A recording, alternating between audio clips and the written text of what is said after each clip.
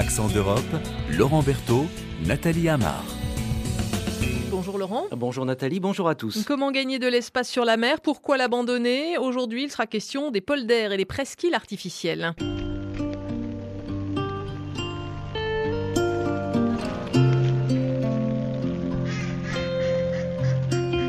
Aux Pays-Bas, c'est dès le début du XVIIe siècle que furent aménagés les premiers polders, une façon de gagner de l'espace sur la mer. Aujourd'hui, le tiers de la surface du pays est sous le niveau de la mer, mais l'un de ces polders devrait prochainement être inondé, Laurent. Oui, le polder Hedwige, un espace de 300 hectares situé à l'embouchure de l'Escaut, à la frontière des Pays-Bas et de la Belgique, qui va redevenir un espace maritime.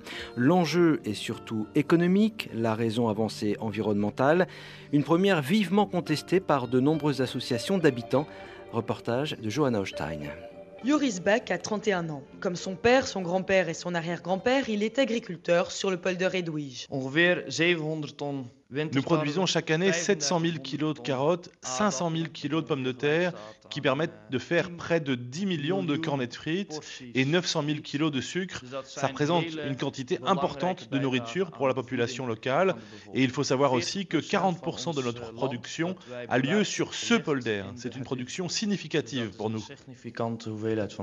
Une production qui pourrait bientôt cesser. Avec la décision du gouvernement néerlandais d'inonder ces terres, les 19 autres agriculteurs de la région ainsi que l'unique habitant du polder pourraient être expropriés. Cette décision a été prise le 21 décembre 2005. Ce jour-là, les Pays-Bas et la Flandre signent un traité de coopération sur la politique de gestion de l'estuaire de l'Escaut. Ce traité prévoyait 3 choses: une protection maximale contre les inondations, une meilleure accessibilité des ports, notamment celui d'Anvers, et un écosystème sain et dynamique dans l'estuaire. Et pour favoriser la biodiversité de la région, il faut inonder les polders. C'est ce que révèlent les recherches du biologiste Patrick Maire. Pour lui, la création de polders a un impact très négatif sur l'environnement, à commencer par la hausse du niveau des marées. Les marées ont augmenté de plus de 1 mètre. Donc c'est clair que le changement de la morphologie de l'estuaire a causé ce changement des marées hautes. Pendant des tempêtes, le niveau des marées hautes, c'est à peu près 4-5 mètres plus haut que les polders à côté des digues. Donc c'est vraiment un mur de l'eau qui est à côté des polders. C'est un grand problème pour la sécurité parce que les marées sont beaucoup plus hautes, les chances d'inondation sont extrêmement grandes. C'est sans doute la Hollande qui aura le plus souffert des éléments déchaînés. En quelques minutes, la mer a gagné la bataille des digues. Ces digues élevées au prix de tant d'années d'efforts. Le 6e du pays est recouvert. Ce document d'archives retrace en fait l'inondation de 1953, la plus meurtrière qu'ait connue le pays. Jaap Releinsen n'avait que 11 ans à l'époque, mais il a encore aujourd'hui du mal à parler de cette nuit-là. C'était une nuit terrible. Il faisait extrêmement mauvais. Le vent sifflait et il pleuvait très fort. On se demandait ce qui se passait. C'est seulement quand mon oncle est venu nous chercher qu'on a réalisé. Il y avait des gens qui s'étaient noyés. Un tout petit polder avait été inondé. C'est tout bonnement indescriptible ce qui est arrivé. Il n'y avait rien à faire. On voyait tout ça devant nous. Excusez-moi, je n'y peux rien. Il faut comprendre que je suis encore traumatisé aujourd'hui. On a dû tenter de sauver nos vies à travers toute cette eau. Se dire aujourd'hui qu'on veut volontairement inonder un polder, ça vraiment pour moi, ça n'a aucun sens.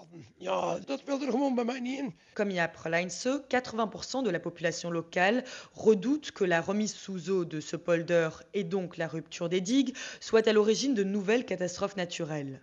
La Flandre et le port d'Anvers en particulier regardent d'un très mauvais œil toute cette polémique. Le gouvernement néerlandais a en effet conditionné le démarrage de l'approfondissement du cours de l'Escaut à l'inondation du polder. Or, ces travaux d'approfondissement, qui auraient dû commencer à la fin de cette année, sont indispensables pour le port d'Anvers. Michel Laurie, documentaliste au port d'Anvers. Nous, ce qu'on veut, c'est que le dragage commence. Tous les navires peuvent parvenir au port d'Anvers, mais beaucoup ne peuvent le faire qu'en attendant la marée haute. Pour l'instant, environ 1500 navires sont tributaires de la marée, dont 1100 ou 1200 porte-conteneurs. Une fois l'approfondissement réalisé, ce nombre va diminuer jusqu'à 350 porte-conteneurs. Alors vous voyez l'avantage que nous avons et l'avantage aussi donc pour nos clients Et donc nous en avons besoin pour rester compétitifs par rapport aux autres ports. En attendant l'approfondissement du chenal de l'Escaut côté néerlandais, le port d'Anvers voit chaque année son bénéfice net amputé de 70 millions d'euros.